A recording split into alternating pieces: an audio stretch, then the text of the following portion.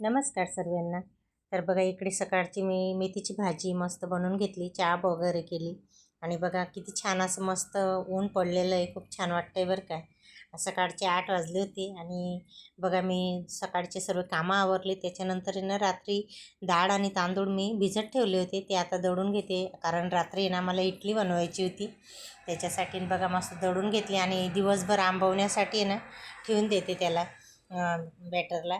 आणि इकडे बघा माझं दुपारचं काम आता 3 ब्लाऊज मी कटिंग केले आणि स्टिचिंग पण केले बरं का. ते पण तुम्हाला पुढे दाखवतेस. खूप छान आणि सुंदर असं माझे ब्लाऊज कटिंगचे व्हिडिओ तुम्हाला बघायचे असतील तर नक्की लॉंग व्हिडिओमध्ये जाऊन तुम्हाला डिटेलमध्ये समजवण्याचा प्रयत्न केलेला आहे मी. आणि बघा आता स्टिचिंग करायला बसली. आता दिवसातून मी 3 ब्लाऊज मला स्टिचिंग करायचे, जे रात्री 7-8 वाजेपर्यंत का होईना. नंतर मग रात्रीचं काम माझं स्वयंपाक वगैरे बघा मी असे काही ब्लाऊज स्टिचिंग करून घेतलेले आहे.